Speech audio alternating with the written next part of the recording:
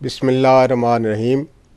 नाज़रीन, मैं हूं आपका होस्ट प्रोफेसर काज़िम हुसैन और आप देख रहे हैं रसाई टेलीविज़न। नाज़रीन, पाकिस्तान का निज़ाम तालीम और कौमी तकाज़े, इस अहम उन्वान के तहत हमने एक गुफ्तगू का सिलसिला शुरू किया हुआ है ताकि हम आपको बता सकें कि पाकिस्तान का निज़ाम तालीम किन इर्तिकाई मराहिल से गुज़र कर यहाँ तक पहुँचा है। हमने इससे पहले भी एक नशिस्त का एहतमाम किया था और उसमें हमने नहायत ही बुनियादी सवालात को डील किया था। आज हम उस गुफ्तगू को आगे बढ़ाएंगे, लेकिन नाज़रीन, आपकी जो आरा हैं वो हमारे लिए नहायत ही कीमती हैं। पिछले प्रोग्राम में भी आपने हमें बेहतरीन आरा से नवाजा था। अब मज़ीद इस प्रोग्राम में हम चाहेंगे कि आपकी आराएँ फीडबैक के लिए टीवी की स्क्रीन पे हमारा पता चल रहा है। आज की इस नशिस्त में हमारी पहली नशिस्त के जो मेहमान थे प्रोफेसर मुमताज़ अली साहब हमारे पास तशरीफ़ रखते हैं। इनसे मिलते हैं एक मुख्तसर से ब्रेक के बाद।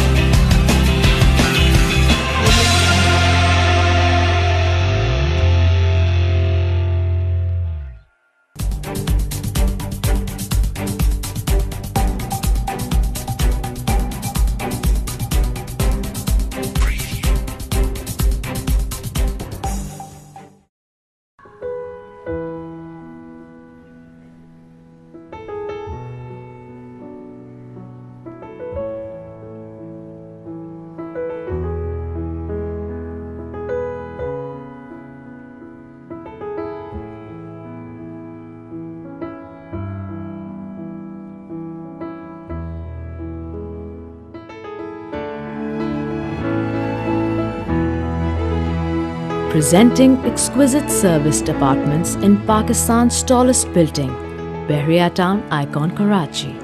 Launching soon. Call now 0800 00 100.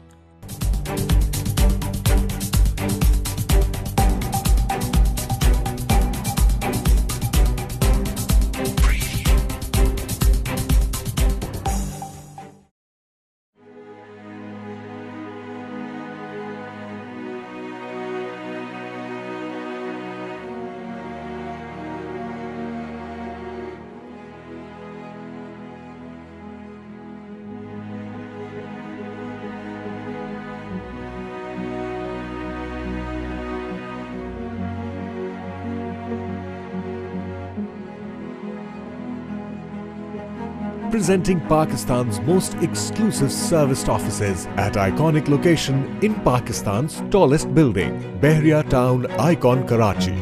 Launching soon. Call now 0800 00 100.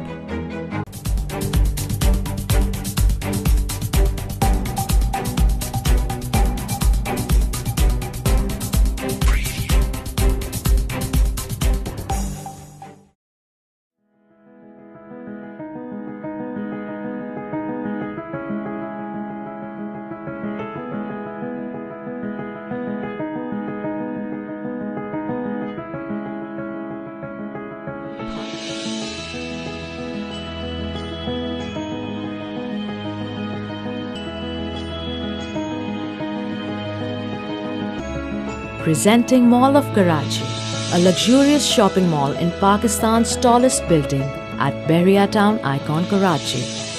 Launching soon. Call now 0800 00 100.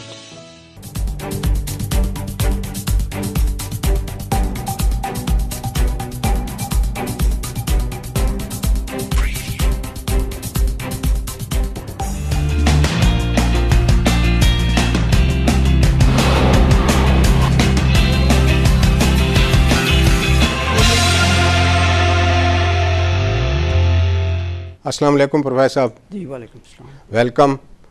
आपको इस दूसरी नशिस्त में हम खुश आमदेद कहते हैं। आपने पिछली नशिस्त में बहुत खूबसूरत तरीके से सवालात के जवाब दिए थे।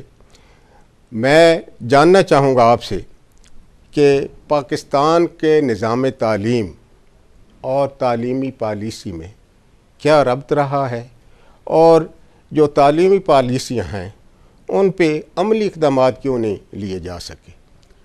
Thank you very much.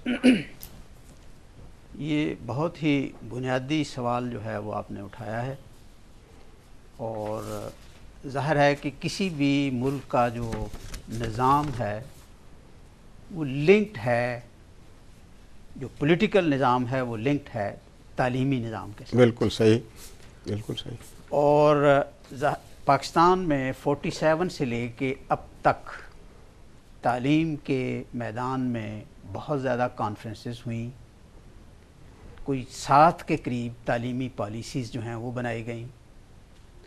جو ہمارے 5 ایئر پلانس تھے ڈیولپمنٹ، جی آپ تو ماشاءاللہ اکنامکس کے ساتھ آپ کا بڑا ربط رہا ہے، ان تمام پلانس میں بھی ایجوکیشن کو ٹچ کیا گیا. صحیح. لیکن اصولی طور پہ یہ ہے کہ جو تعلیمی پالیسی ہے وہ ڈٹرمن کرتی ہے کہ قوم کا ویژن کیا ہے. بالکل صحیح. وہ ڈٹرمن کرتی ہے کہ قوم نے کس راستے پہ موو کرنا ہے. وہ ڈٹرمن کرتی ہے کہ آپ کا نصاب کیا ہوگا، آپ کا سلیبس کیا ہوگا، آپ کے ٹارگٹس کیا ہیں جو ہم نے اچیو کرنے ہیں تھرو دیٹ.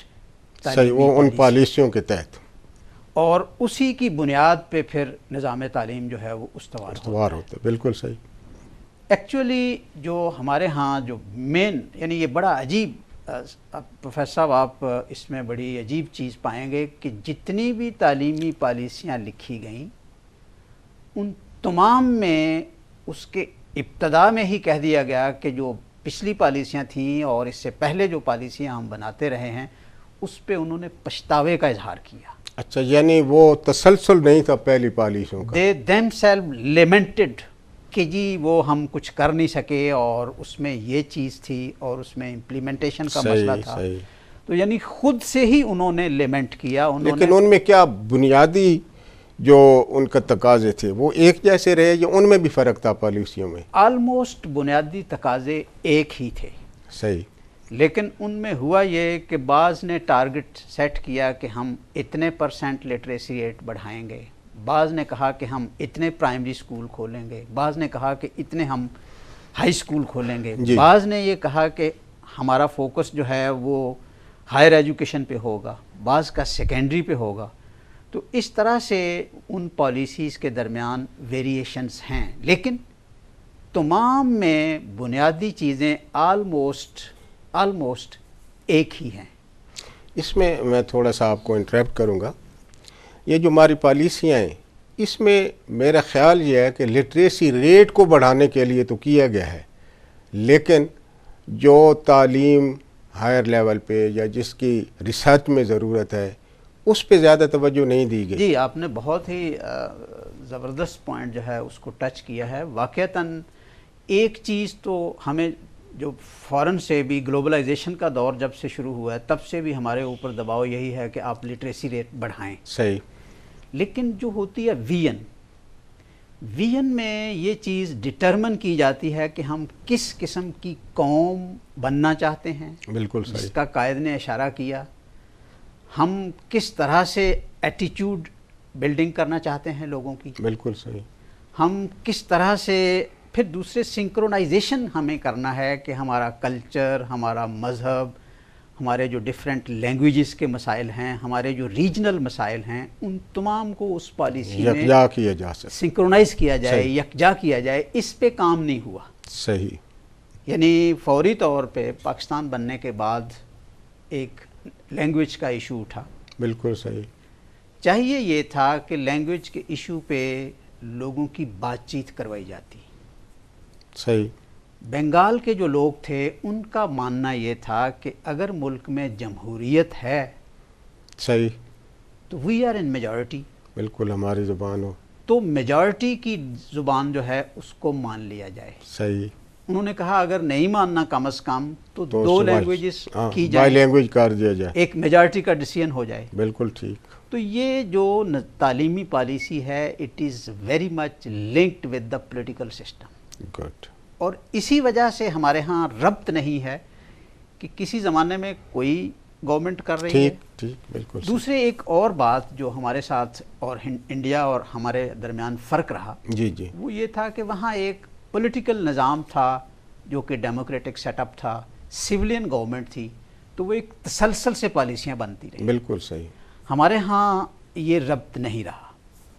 اور ڈیفینیٹلی آپ دیکھیں کہ جب بھٹو دور میں 1970 میں پہلی جامع پالیسی 72 میں بنی، پہلی 70 میں بنی، اس کے بعد جو جامع بنی وہ 72 میں بنی. اب اس میں یعنی پاکستان کی واحد وہ پالیسی ہے جس میں کوئی ویژن ڈرا کیا گیا، صحیح، جس میں ایک ایجوکیشن کو کن لائنز پہ ہم نے لے کے جانا ہے، لائن آف ایکشن دی گئی. اس میں پھر یہ واضح کیا گیا کہ وہ کون سے سیکٹرز ہیں، وہ کون سے لوگ ہیں، ان کو بھی ٹچ کیا جائے تاکہ ان کی پارٹیسپیشن ہو. بالکل صحیح. اس کے علاوہ آپ کو جیسے یاد ہے کہ ظاہر ہے کہ وہ ایک پروگریسو ویژن کے آدمی تھے. بالکل صحیح. تو انہوں نے ایجوکیشن کو پروگریسو لائنز پہ لانے کے لیے اس پالیسی میں وہ چیزیں سمو دیں. بٹ انفارچونیٹلی 77 میں جب مارشل لا آیا تو مارشل لا آنے سے it was a you turn. بالکل ساری چیزیں الٹ دی گئی، ساری چیزیں، اور خاص طور پہ ایجوکیشن میں نصاب میں سے بہت ساری چیزیں نکال دی گئیں. اس میں یہ بھی ہے کہیں پروفیسر صاحب کہ جیسے یہ بار بار حکومتیں چینج ہوتی رہی، ملٹری آتی رہی، تو اس وجہ سے بھی ان پالیسیوں پہ اثر ہوا. جی بالکل اثر ہوتا ہے کہ ہر آنے والے نے پہلے کو بالکل ہی ختم کر دیا. میں آپ کو اس کی مثال دیتا ہوں. مثال کے طور پہ پاکستان میں بعض شعبوں میں بہت کام ہوا ہے اور ڈیفینیٹلی ان کے پیچھے ہمارا تعلیمی نظام ہے. مثال کے طور پہ آپ یہ دیکھ کے حیران ہوں گے کہ پاکستان جیسے ملک میں جہاں غربت ہے، جہاں ڈس آرڈر رہا ہے، بالکل صحیح، جہاں حکومتوں میں ربط نہیں رہا، وہاں ایٹمی ٹیکنالوجی میں ہم نے وہ شاہکار کیا ہے جو کہ پوری دنیا مانتی ہے. یہ بھی ایک میریکل ہے. وائی اٹ از سو، ہمیں اس کی تہہ میں جانا چاہیے.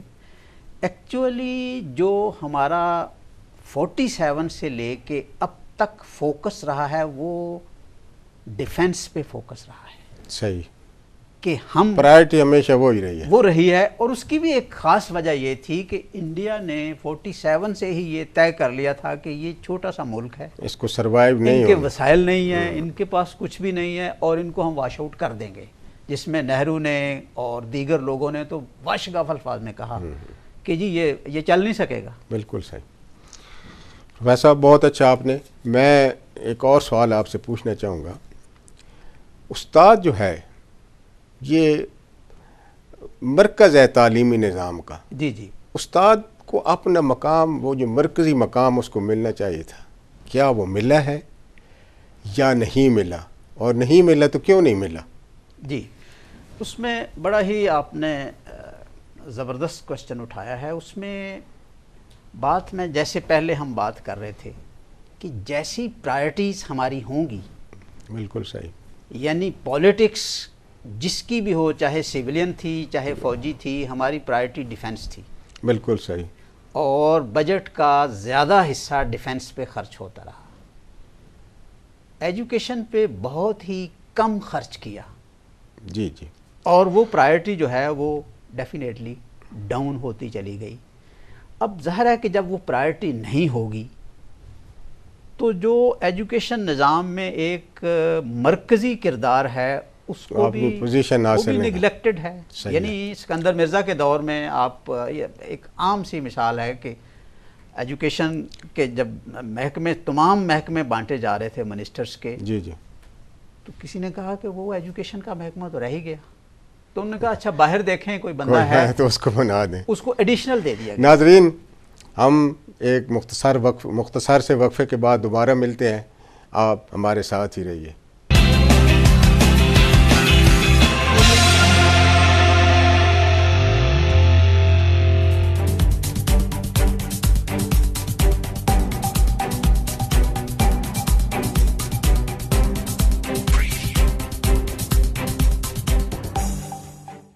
بحریہ ٹاؤن کراچی وقت گزرنے کے ساتھ ساتھ تمام سنگ میل انتہائی تیزی سے عبور کر رہا ہے. ریکارڈ مدت میں ہونے والی ڈیولپمنٹس نے ایک بار پھر یہ ثابت کر دیا ہے کہ بہترین ڈیولپمنٹ کنسٹرکشن اور وعدوں کی پاسداری بحریہ ٹاؤن کا ترا امتیاز ہے. اور علی بلاک کے ریزیڈینشل پلاٹس، مڈ وے کمرشل اور جنا ایونیو کمرشل میں مقررہ وقت سے پہلے ہی ریکارڈ مدت میں قبضہ इस बात का मुंह बोलता सबूत है। मेन सुपर हाईवे पे टूल प्लाजा के नजदीक जिना इंटरनेशनल एयरपोर्ट कराची से 20 मिनट की मुसाफत पर बहरिया टाउन कराची के ग्रैंड गेट हाउस से शुरू होने वाली 18 लेन पे मुश्तमिल 400 फीट चौड़ी जिना एवेन्यू जनूबी एशिया में किसी भी प्राइवेट हाउसिंग स्कीम में सबसे जदीद और बेहतरीन शाहराह है। रिहायशी प्लॉट्स के मरहलावार पोजीशन का आगाज हो चुका है और बाकी प्लॉट्स के तरक्याती काम बहुत तेजी से अपनी तकमील की जानिब गामजन है। जो मुझे चीज़ इम्प्रेस कर रही है कि बैक वक्त सब जगह पे एक साथ काम हो रहा है। तामीर शुदा घर 125 और 200 गज के बहरिया होम्स के स्ट्रक्चर्स भी मुकम्मल है और फिनिशिंग का काम तेजी से जारी है। कायद ब्लॉक में घरों का पोजीशन बहुत जल्द दे दिया जाएगा। मॉडल हाउसेज मेंबर्स के विजिट के लिए तैयार है। यहाँ का तरक्याती काम देख के हम बहुत ज्यादा खुश हैं। जो हम एक्सपेक्ट करते थे उससे कहीं ज्यादा काम हो चुका है। हम बहुत एक्साइटेड है कि हमारा इन्वेस्टमेंट डिसीजन बहुत अच्छा था। बहरिया हाइट्स और बहरिया अपार्टमेंट्स की बिल्डिंग्स के स्ट्रक्चर्स भी मुकम्मल हो चुके हैं और बहरिया हाइट्स के अपार्टमेंट नंबर्स भी मेंबर्स को अलॉट कर दिए गए हैं। अजीम इस्लामी फन तामीर का शाहकार 8 लाख नमाजियों की गुंजाइश के साथ बहरिया टाउन की ग्रैंड जामा मस्जिद पाकिस्तान की सबसे बड़ी मस्जिद होगी। बहरिया गोल्फ सिटी कराची में एमिरेट्स हिल्स दुबई की तर्ज पर 36 होल मुकम्मल night lit PGA standard golf course के इब्तिदाई 9 होल्स रिकॉर्ड मुद्दत में फरवरी 2016 तक खेलने के लिए तैयार होंगे। यहाँ के रेजिडेंशियल प्लॉट्स नंबर्स भी मेंबर्स को अलॉट कर दिए गए हैं और तरक्याती काम तेजी से जारी है। बहरिया टाउन का ये मास्टर प्लान आप देखेंगे, आप हैरान रह जाएंगे कि पूरा नया शहर है। उसे कहीं भी दुनिया के सबसे जदीद इंफ्रास्ट्रक्चर के साथ कंपेयर कर सकते हैं। ये कराची में बन रहा है, ये पाकिस्तान के नसीब में आया। बहरिया टाउन कराची में दुनिया की बेहतरीन सहूलियात फराहम की जा रही हैं, जिनमें international standard theme park, Dubai cricket stadium की तर्ज पर एक शानदार cricket stadium, green valley premium hyper market, world class hospital, international standard school, सिनेगोल्ड cinema, जनूबी एशिया की पहली नाइट सफारी, रेस्टोरेंट्स, होटल्स और कम्युनिटी क्लब्स, ग्रीन एरियाज और पार्क्स और इसके अलावा कार्निवल एरिया भी शामिल है। बहरिया फार्म हाउसेज कराची बहरिया थीम पार्क से मुतसिल 4000, 6000 और 8000 गज के महदूद लग्जरी प्लॉट्स। कब्जा सिर्फ 6 माह में। बहरिया टाउन कराची एक नए आने वाले रोशन और जदीद कल की बुनियाद है और बहरिया टाउन के अज़्म, हिम्मत और हौसले का मुंह बोलता सबूत है। गाइडेड टूर के लिए कॉल करें 0800 00 100।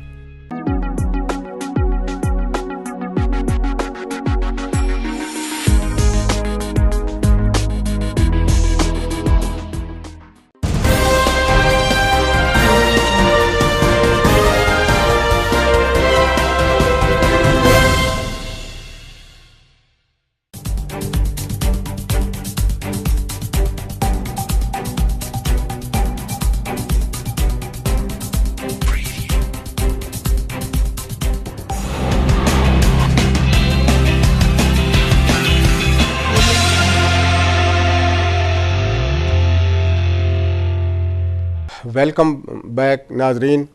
अभी जो टीचर का रोल है वो अभी तश्न रह गया है। मैं प्रोफेसर साहब से चाहूँगा कि ज़रा इस पे मज़ीद रोशनी डालें कि टीचर जो है वो अपनी मरकज़ी पोजीशन क्यों नहीं ले सकते। जी, उसमें एक बुनियादी वजह तो ये भी है कि हमारे यहाँ जो टीचर लोग बनते हैं वो बाई एप्टीट्यूड नहीं बनते, वो एक सर्विस के लिए बनते हैं।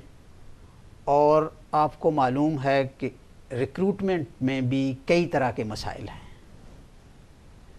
जब वो बन के आ जाते हैं जैसे तैसे, उसके बाद जो हमारे एजुकेशन सिस्टम है उसमें उसकी तमाम मैनेजमेंट उन लोगों के पास है जो कि एजुकेशन से वाबस्ता नहीं है।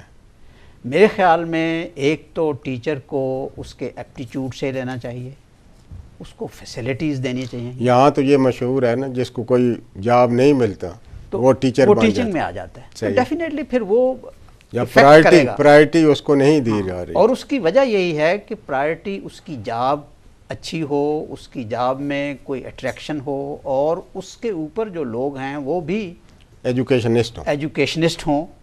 और जिस तरह CSS के तमाम कैडर्स को रखा गया है, मेरे ख्याल में ये होना चाहिए कि एजुकेशन का कैडर हो जिसका बाकायदा जो है वो एग्ज़ाम हो, टेस्ट हो, एप्टीट्यूड टेस्ट हो और इनको पेमेंट ज़्यादा की जाए। आप देखें कि हमारे यहाँ जजेस जो हैं जी जी, वो عام جو ہمارے آفیسرز ہیں ان سے ڈبل پہ جی زیادہ لے رہے لے ہیں، رہے ہیں، حالانکہ بنیادی طور پہ جس نے قوم کو بنانا ہے، جس پہ بنیاد ہے ساری، اس کی دے آر زیادہ ٹیچرس. اور اگر اس کی ڈبل رکھی جائے تو جو ٹاپرز ہیں لوگ وہ سارے اس سائڈ پہ آ وہ جائیں. بھی اس سائڈ پہ آئیں گے. بالکل صحیح، اور بالکل جب تک ٹاپرز اس سائڈ پہ نہیں آئیں گے ٹیچنگ نظام ٹھیک ہو ہی نہیں سکتا، کیونکہ وہ لوگ جو کمپیٹنٹ لوگ ہیں، سینسیٹیو لوگ ہیں، ایپٹیچیوڈ والے لوگ ہیں، جو اس چیز یہ تو نیشن بلڈنگ کا معاملہ ہے نا. جی اچھے آرکیٹیکٹ ہوں گے تو اچھی بلڈنگ بنے گی. سر آپ تو نے یہ آپ نے بہت زبردست بات کی ہے. ایکچوئل آپ دیکھیں کہ اللہ تعالیٰ نے بھی باقی تمام کام عام انسانوں پہ چھوڑ دیے، لیکن جو کیریکٹر بلڈنگ ہے وہ انبیاء پہ چھوڑ انبیاء پہ چھوڑیے. صحیح. یعنی جو کہ اس کو کر سکیں. جی جی جی جی. اور دوسری یہ بھی ہے کہ اسی لیے اس کو بھی کہتے ہیں کہ یہ پیغمبرانہ پیشہ جی ہے. پیغمبرانہ پیشہ ہے. اور اسی لیے ٹیچر جو ہیں ان کو بھی، ان کے اندر بھی وہ چیز پیدا ہونی چاہیے کہ وہ حضور صلی اللہ علیہ وسلم کی زندگی کو دیکھتے ہوئے اپنے اندر وہ ٹیچنگ کی، پریچنگ کی وہ چیزیں پیدا کریں. اور خاص طور پہ جو مشکلات آتی ہیں اس فیلڈ میں، اور آپ دیکھیں حضور کی زندگی اور عام ٹیچر کی زندگی میں وہ مشکلات آئیں گی، تو وہ ٹیچر کو چاہیے کہ وہ ان مشکلات کو وہ فیس کرے. صحیح بات. اور وہ تبھی فیس کرے گا جب اس کا وہ ایپٹیچیوڈ ہوگا.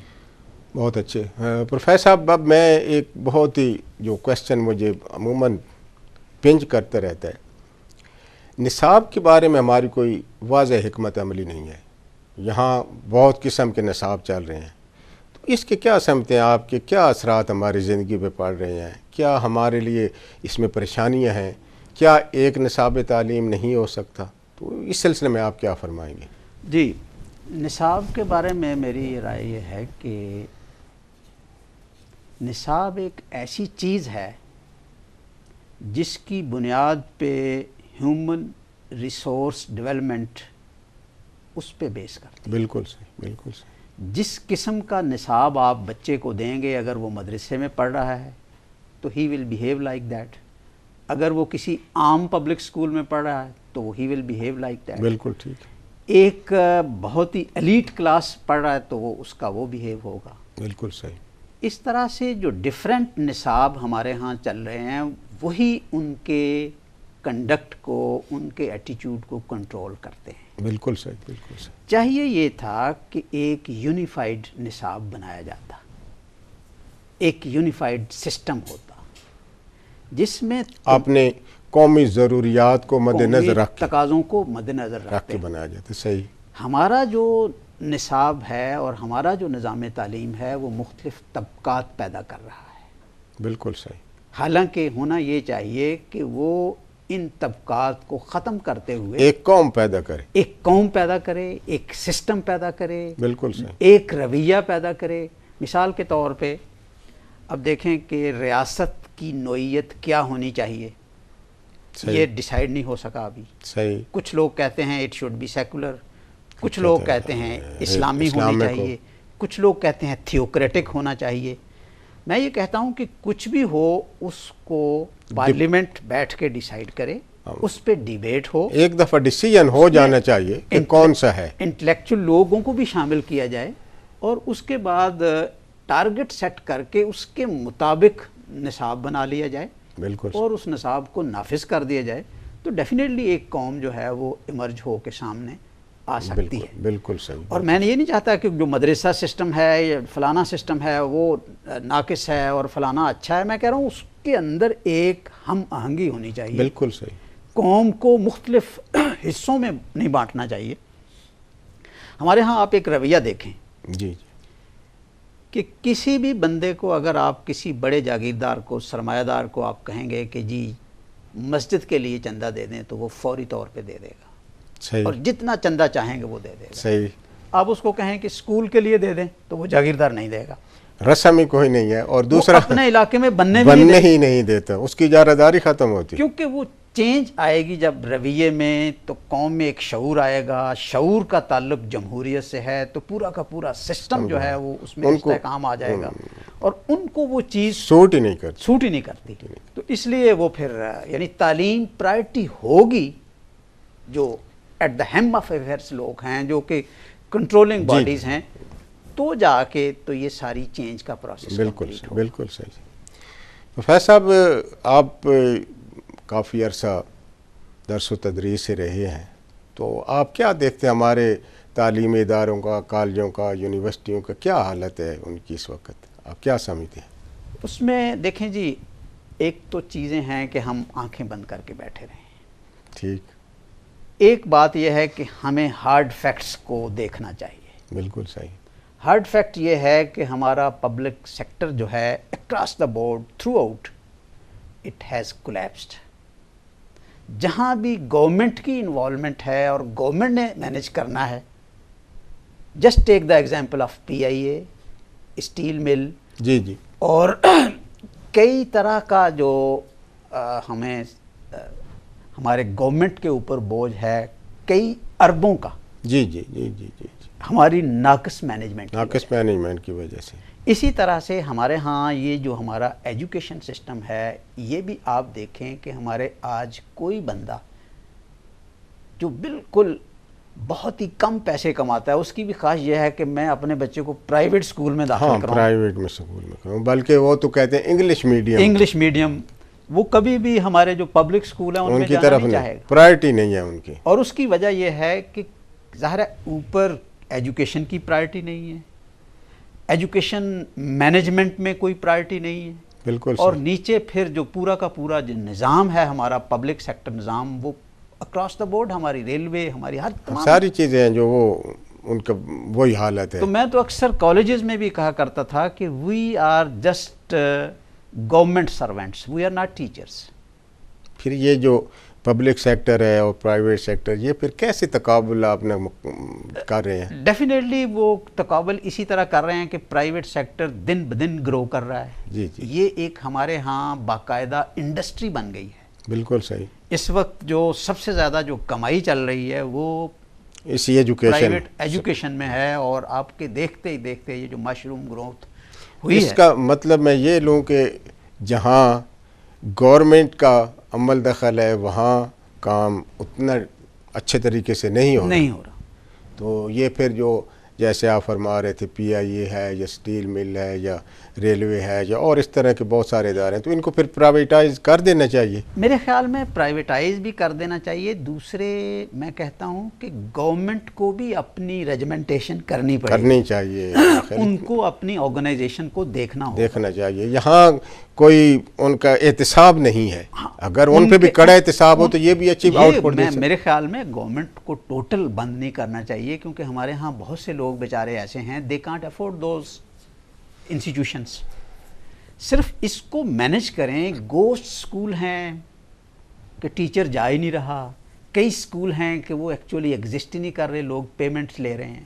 تو ان چیزوں کو ڈیفینیٹلی گورنمنٹ لیول پہ ہی کنٹرول کیا جا سکتا ہے. And the whole. پروفیسر صاحب میں آپ کو تھوڑا سا انٹرپٹ کروں گا, ہمیں لینی ہے ایک مختصر سی بریک. ناظرین ملتے ہیں ایک مختصر سی بریک کے بعد.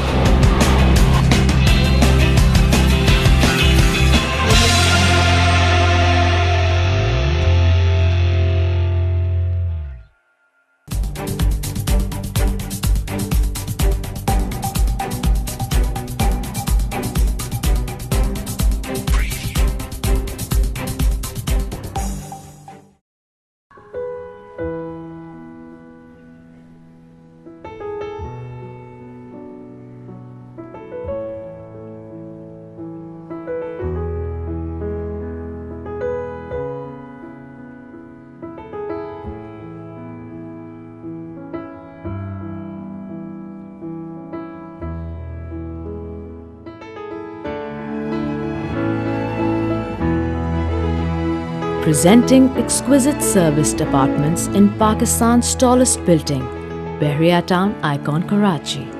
Launching soon. Call now 0800 00 100.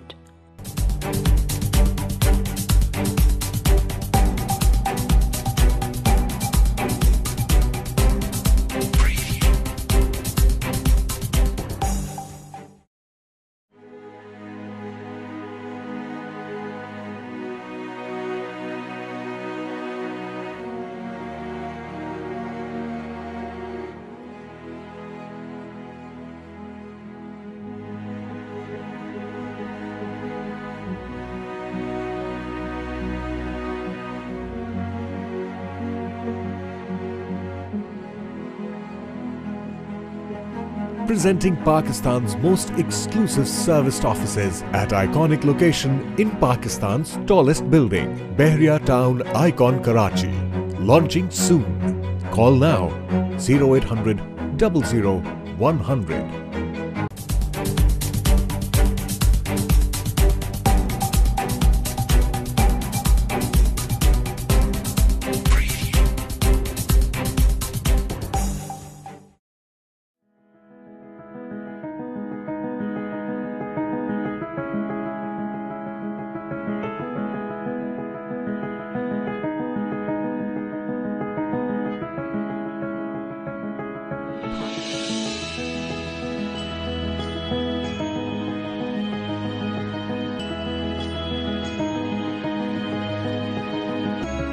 Presenting Mall of Karachi, a luxurious shopping mall in Pakistan's tallest building at Bahria Town Icon, Karachi.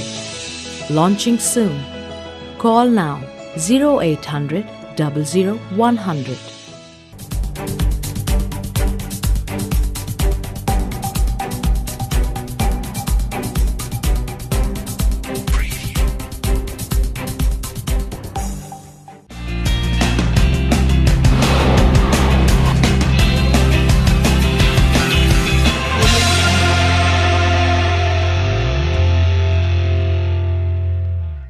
Welcome back ناظرین، ہم چلتے ہیں اپنے نیکسٹ کویسچن کی طرف۔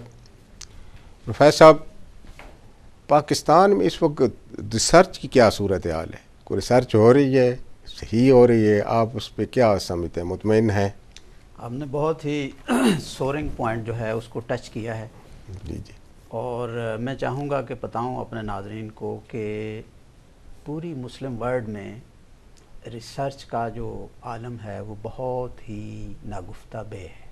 اچھا، پورے عالم اسلام میں؟ پورے مسلم ورلڈ میں نے لاسٹ ٹائم بھی ریفر کیا تھا کہ پورے عالم اسلام میں جو ریسرچ ہو رہی ہے وہ ویسٹ کے جو اچھے شہر ہیں کسی ایک شہر کے برابر بھی نہیں۔ اللہ اکبر، اس طرح بری حالت ہے؟ اس طرح بری حالت ہے، اور وجہ یہ ہے کہ ہمیں ریسرچ کی اہمیت کا اندازہ نہیں ہے۔ قرآن پاک میں بارہا یہ کہا گیا ہے کہ آپ تحقیق کرو، غور و فکر کرو، سوچو۔ چھوٹے چھوٹے ایشوز پہ بتایا گیا ہے، اللہ تعالیٰ نے چھوٹے چھوٹے، بلکہ یہاں تک کہا کہ یہ جو میں مثالیں دے رہا ہوں چھوٹی چھوٹی، جی جی جی، it is just to ponder over it, just to think over it. بالکل بالکل صحیح۔ تو اور آپ دیکھیں کہ جب بھی مسلمان ریسرچ کے ساتھ ریلیٹڈ تھے تب وہ ان کی پوزیشن ہائی تھی۔ جب سے مسلمانوں نے ریسرچ سے اپنا ناطہ توڑا ہے تو وہ زوال شروع ہو گیا ہے، اور ایک یارڈ سٹک ہے اس وقت پوری دنیا میں کہ جو قوم جتنی ڈیولپمنٹ کر رہی ہے، جتنی بھی ترقی کر رہی ہے، اس کے پیچھے ان کی ریسرچ ہے۔ گڈ۔ ہم لوگ یعنی جو ویسٹ کی طرف دیکھتے ہیں کہ وہ کر لیں، ہم میں کیا ضرورت ہے، اس پہ ہم لوگ ریسرچ پہ، میں کل ہی پڑھ رہا تھا ایک آرٹیکل، تو اس میں اور ویسے بھی ہمیں اندازہ ہے کہ 0.0 یا پوائنٹ کچھ اس طرح ہے جو اماؤنٹ ریسرچ پہ کی جا رہی ہے خرچ۔ اوہ مائی گاڈ، اچھا، یعنی بالکل ریسورسز دیے ہی نہیں جا رہے، اور ریسرچ کی اہمیت کا اندازہ ہی نہیں۔ میں تو کہہ رہا ہوں کہ ریسرچ ایک ایسی چیز ہے، it means to rethink. صحیح۔ اگر یعنی جو ہمارے پارلیمنٹیرین ہیں وہ اس پہ ہی ریسرچ کر لیں کہ ہماری پارلیمنٹ نے کیا کام کیا ہے تو امپروو کرنا شروع کر دیں گے۔ صحیح۔ اسی طرح کسی فیلڈ میں بھی ریسرچ کو کیا جائے کہ کہاں فقدان ہے چیزوں کا۔ تو ہمارے ہاں ایجوکیشن جو سسٹم ہے اور ہماری یونیورسٹیز جو بڑے بڑے نام ہیں، اگر ان کو بھی آپ سکین کر کے دیکھیں تو ریسرچ ان میں بھی نہ ہونے کے برابر ہے۔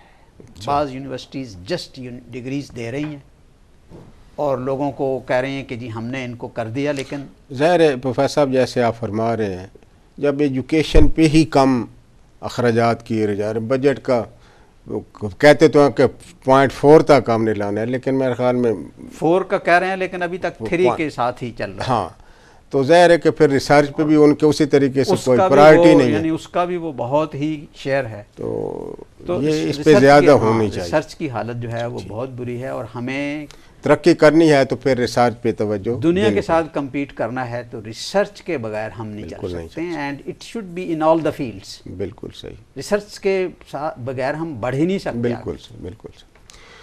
پروفیسر صاحب ایک بہت ہی اہم سوال جو ہے میں آپ سے پوچھنا چاہتا ہوں، یہ جو ایجوکیشن ہے اس کو پروونشل سبجیکٹ قرار دے دیا گیا ہے. اب جو تعلیم ہے وہ ساری صوبوں کے پاس چلی گئی ہے، تو آپ کیا سمجھتے ہیں اس کے اثرات کیا ہوں گے؟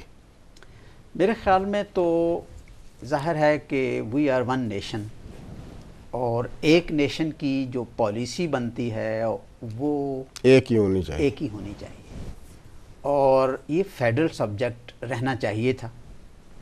صحیح. صوبوں کو اس حد تک انڈیپینڈنٹ کر دیتے کہ جتنا ان کو چاہیے ادارے کھولنے ہیں، انہوں نے آگے بڑھنا ہے، ان کو بجٹ چاہیے، ان کو بجٹ دیا جائے. لیکن کوارڈینیشن کوئی نہ کوئی ہونا چاہیے تھا کریکولم لیول پہ. اب تھوڑا سا شروع ہوا ہے تاکہ نصاب ایک رہتا. ہاں جی، پہلے یہ تھا کہ کریکولم کا کچھ پتہ ہی نہیں تھا کہ کیا ہے. اب تھوڑا سا انہوں نے کام ہو رہا ہے، ہاں دوبارہ آئے ہیں، دوبارہ اس طرف آئے ہیں. جی جی جی. تو میرے خیال میں یہ یعنی کوئی اچھا اقدام نہیں تھا. صحیح صحیح. نیشنل پالیسی جب آپ بنا رہے ہیں تو نیشنل پالیسی مینس کہ پوری نیشنل لیول پہ ہی بن سکتی ہے. بالکل. اس کو صوبوں کو، یعنی میں صوبوں کے جو اٹانومس رائٹس ہیں ان کے اگینسٹ نہیں ہوں. صحیح. لیکن میں کہہ رہا ہوں کہ پوری ایز اے نیشن جب پوری پارلیمنٹ یہاں بیٹھی ہے، سینٹ ہمارا بیٹھا ہے، اور کامن انٹرسٹ کی کونسل بیٹھی ہے، تو اس میں ان ایشوز کو وہ سب کی نمائندگی کر رہی ہے. کامن ایشوز جو ہیں ہمارے، بالکل جب تک وہ نیشنل لیول پہ اس کو یعنی ٹیکل نہیں کیا جائے گا تو ہماری جو پالیسی ہوگی وہ یعنی کامیاب نہیں رہے گی. بالکل. اس کو ٹیک اپ کرتے ہوئے اس میں سے کوئی ایسا درمیانی راستہ نکالنا چاہیے کہ نیشنل لیول پہ بھی کنٹرول رہے، اور صوبے میں آلریڈی صوبوں میں ایجوکیشن منسٹرز تو تھے، منسٹری بھی تھی. جی جی جی جی. تو کوارڈینیشن کر کے ان کو کوئی اس کو یعنی وجہ تنازع بنانے کی بجائے اس کو نیشنل لیول پہ لانا چاہیے کہ بھئی پالیسی ہماری ٹارگٹ سیٹ کرنے ہیں نا جی قوم نے. بالکل صحیح. تو ٹارگٹ تو ایجوکیشن نے سیٹ کرنے. بالکل صحیح. قوم نے جب ڈیولپ کرنا ہے ہیومن ریسورس کو تو نیشنل لیول پہ ڈیسائیڈ ہونا ہے. بالکل صحیح. پلاننگ ساری کی ساری نیشنل لیول پہ ہونی ہے کہ ہمیں کس فیلڈ میں آگے جانا ہے، کون سی یونیورسٹیاں بننی چاہیے، کون سی نہیں بننی چاہیے، کس فیلڈ کو ہم نے ٹچ کرنا ہے، دنیا کا کمپیٹیٹو فیلڈ اس وقت کون سا ہے تاکہ ہم اس طرف نہ چلے جائیں، سیچوریشن نہ آ جائے. بالکل. تو these all things should be decided on the federal level, on the national level. بالکل. اور with the coordination of the provinces بالکل کیا جا سکتا ہے، لیکن اس کو ڈی لنک نہ کریں. بالکل صحیح. بالکل صحیح. ویسا صاحب یہ وہ ہمارا سبجیکٹ ہے، ٹاپک ہے، یہ تو بہت بڑا ٹاپک ہے اور اس پہ بہت سارے سوالات ہمارے پاس ابھی اتنے ہیں کہ یہ ختم ہونے والا بھی نہیں ہے. تو ظاہر ہے کہ وقت کی نزاکت کو دیکھتے ہوئے میں چاہوں گا کہ آپ یہ دیکھیں کہ اس سسٹم میں جو ہمارے نظام تعلیم ہے اس کے کچھ مثبت پہلو بھی آپ نے کبھی نوٹ فرمائے. یہ بہت ہی آپ نے زبردست کوشچن کیا ہے اس لحاظ سے کہ ہمارے ہاں جو مذاکرے چلتے ہیں، باتیں چلتی ہیں، تو ان میں زیادہ تر ایک نیگیٹو پہلو کو اجاگر کیا جاتا ہے. جی. اور کریٹیسزم پہ زور دیا جاتا ہے. اس سے ہماری عوام کے اندر بھی ایک سکنس پیدا ہوتی ہے اور ڈپریشن پیدا ہوتی ہے. صحیح. اور اس لحاظ سے میں سمجھتا ہوں کہ آپ نے بہت ہی معقول اور بڑا تھاٹ پرووکنگ کوشچن کیا ہے. ایکچولی دیکھا جائے، اگر ہم جب بھی دیکھنا ہو ترقی کو تو دیکھیں کہ ہم پہلے کیا تھے. صحیح. 47 میں جب یہ خطہ ہمیں ملا ہے تو یہ خطہ آلریڈی تعلیم کے لحاظ سے بہت ہی پسماندہ پیچھے تھا، بہت ہی پسماندہ.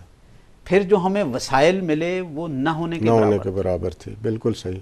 جو ہمیں مینجمنٹ ملی وہ نہ ہونے کے برابر تھی، ناکارہ تھی، ویسے بھی کوئی سسٹم ہی نہیں تھا. تو اس کو آگے لے کے چلنا میں سمجھتا ہوں کہ اگر ہم اس طرف مڑ کے دیکھیں اور جس طرح سے ہم مقابلہ کر رہے ہیں دنیا کا بھی، اور خاص طور پہ وہ ملک جو چاہ رہا تھا کہ جی یہ تو چلے گا ہی نہیں، جی اس کا بھی مقابلہ کر رہے ہیں. بالکل بالکل. تو وہ کسی نہ کسی نظام تعلیم، کسی نہ کسی نظام کے تحت ہی کر رہے ہیں. تو اس میں آج جو ہمارے بچے ہیں جیسے عرفہ کریم ہے وغیرہ، تو ان بچے ہمارے جو ہیں وہ ورلڈ لیول پہ ٹاپ کر رہے ہیں. جی پہلی پوزیشن. اور ظاہر ہے کہ اسی سسٹم کا وہ ہے. ابھی یہ دیکھیں سوات کا ایک بچہ ہے، اس نے 2400 میں سے 2400 نمبر لیے، یعنی ورلڈ ریکارڈ. تو ہمارے اندر یہ کمی نہیں ہے. نہیں ماشاءاللہ دیکھیں کہ انڈسٹریل ڈیولپمنٹ جو انڈسٹری اس ایریا میں تھی، یعنی 500 سے اوپر انڈسٹریل یونٹس تھے، اس کے اندر ٹوٹل پاکستان کے اندر 36 تھے. اچھا، آپ ذرا اندازہ کریں کہ بھئی ہم نے جس سکریچ سے ہم نے شروع کیا ہے، انہیریٹ کیا کیا ہم نے، تو اس سے اگر اس طرف دیکھیں تو ہم نے، آپ دیکھیں کہ مختلف فیلڈز میں مارولس ہماری ڈیولپمنٹس بھی ہیں. صرف کوآرڈینیشن چاہیے، پرائرٹی چاہیے، پولیٹیکل ول چاہیے کہ پولیٹیکل ول میں ایجوکیشن کو بھی ایک ڈاٹ دے دیا جائے کہ بھئی یہ ایک کی ہے، اس کے بغیر ہم نہیں چلیں گے. بالکل صحیح. تو ڈیفینیٹلی بہت آگے چلیں گے. ہمارے پاس پوٹینشیل ہے ہماری نیشن میں، ہمارے پاس بہت زیادہ لوگ ٹیلنٹڈ ہیں، ہمارے پاس نصاب میں بھی لوگ سوچنے والے موجود ہیں، ایجوکیشن میں موجود ہیں. تو میں نہیں سمجھتا کہ کوئی ہم کسی لحاظ سے کوئی اس سسٹم نے ہمیں دیا، بہت کچھ دیا ہے. بالکل صحیح، بالکل. بہت سی چیزیں پازیٹیو ہیں، صرف ان کو آپس میں یونیفائڈ لیول پہ کسی جگہ پہ بیٹھ کے وزڈم کے ساتھ آگے موو کرنے کی ضرورت ہے. اور ہم کمپیٹ کر سکتے ہیں، وی ہیو دا کیپیسٹی. ہمارا سسٹم الحمدللہ اس حد تک ہے کہ اگر ہم بیٹھیں تو ہمیں کوئی امبیرسمنٹ نہیں ہے، ایشوز کو ہم ٹیکل کر سکتے ہیں. صحیح. پرووائڈڈ ہم ڈائلاگ کریں چیزوں پہ، ہم ایشو کو لے کے اس پہ بات کر کے آگے چلیں. بہت اچھا. پروفیسر صاحب، آپ نے بہت سارے پوائنٹ تھے، بنیادی بھی اور بڑے اس میں پیچیدہ کویسچن تھے، آپ نے بڑے اچھے طریقے سے سمجھائے، اور یقیناً ہمارے ناظرین نے بھی سنا ہے اور انہوں نے اس سے بہت مستفید ہوئے ہوں گے. تو میں آپ کا شکریہ ادا کرتا ہوں. ناظرین، ہمارا یہ جو پروگرام ہے اس کی 2 نشستیں ہوئی ہیں. ہم پاکستان کے ایجوکیشن سسٹم پہ مزید گفتگو کو جاری رکھیں گے. ہمارے ساتھ اور نئے مہمان انشاءاللہ ہوں گے.